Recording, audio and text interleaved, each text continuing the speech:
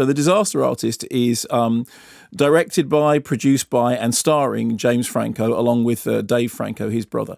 And it is the story of Tommy Wiseau, who in 2003 made a film called The Room, which he intended as a Tennessee Williams level drama. He financed it himself. He advertised it on a billboard, which was up in Hollywood forever.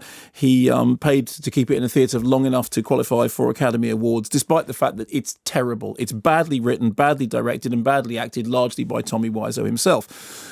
Greg Sestero, who was the guy who co-stars with him, wrote a book called The Disaster Artist about his experiences, which formed the basis of this film. So you have James Franco playing Tommy Wiseau and Dave Franco playing Greg. And we meet them originally in San Francisco in the late 90s. Greg is snoring his way through a terrible acting class in which he's doing the most stilted version of Waiting for Godot, or Waiting for Godot, as they like to call it. And suddenly along comes Tommy, who takes one word from A Streetcar Named Desire, Stella, and does this incredible sort of raving, writhing performance piece, which is awful and yet somehow is weirdly mesmerising. Greg wants some of that star quality that he thinks Tommy has. The next thing is Tommy's convinced him they're going to move to LA, where Tommy happens to have an apartment because he keeps saying money is no object. Tommy is a man of mystery. He says he comes from New Orleans, but his accent sounds like he comes from outer space. No one knows where his money comes from. He says he's Dave's age, although he's clearly twice as old as Dave. But they end up in LA together. There's a marvellous moment when Tommy moves Greg in. He says, I want to be like Beauty and a Beast, you know. I'm Beauty. Ha, ha, ha, ha. Be my guest. And ha, ha, ha. Dave then starts to have what looks like being a normal life. He starts to, he starts going out with somebody. He starts going to auditions for other roles. Meanwhile, Tommy is fiercely jealous of his friendship, but is also somebody who is driven by a belief that brilliance awaits. Here's a clip. Tommy, hey. Hey. Who's this? This is Amber, who I was telling you about. Oh, girlfriend. I don't know. Okay. I don't have time for this. I'm very busy right now. I have to change really quickly and go. Okay, is everything all right? Yeah, everything great on my end. You heard of Konstantin Stanislavski? Of course, yeah, he's like the greatest acting teacher of all time. Yeah, and now he taught me acting teacher. He seen something special in me, maybe, I become big star. So I have first class this evening. Well, pretty sure Stanislavski's dead. No, he's not dead. I just speak to him for your information. What do you think I speak to, girls? No. Okay, I'll let you know how it is, baby face. Maybe you can join me someday. Maybe I will. I'm not so busy.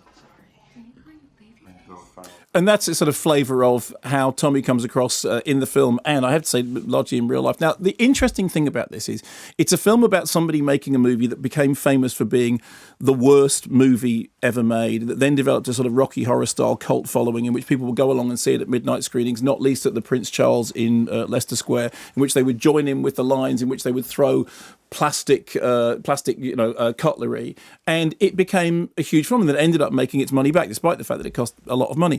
And the template for this, to some extent, would be Tim Burton's Ed Wood, which is also a film about somebody who had made what was described as the worst movie ever made, Plan 9 from Outer Space, which famously in the Golden Turkey Awards was voted the worst film ever, worse than Exorcist II: The Heretic, which is hilarious because nothing's worse than Exorcist II: The Heretic.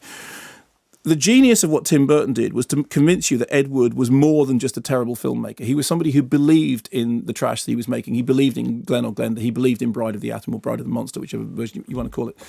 And the same spirit inflects The Disaster Artist. You get the sense that Tommy Wiseau, as portrayed by James Franco in the film, absolutely believes that what they're going to make, in the case of The Room, is a drama about human behaviour, about love, about betrayal, about how people are so strange nowadays. And at the same time as the film understanding that what he's doing is catastrophic and terrible, it sort of kind of admires the devotion and the ambition.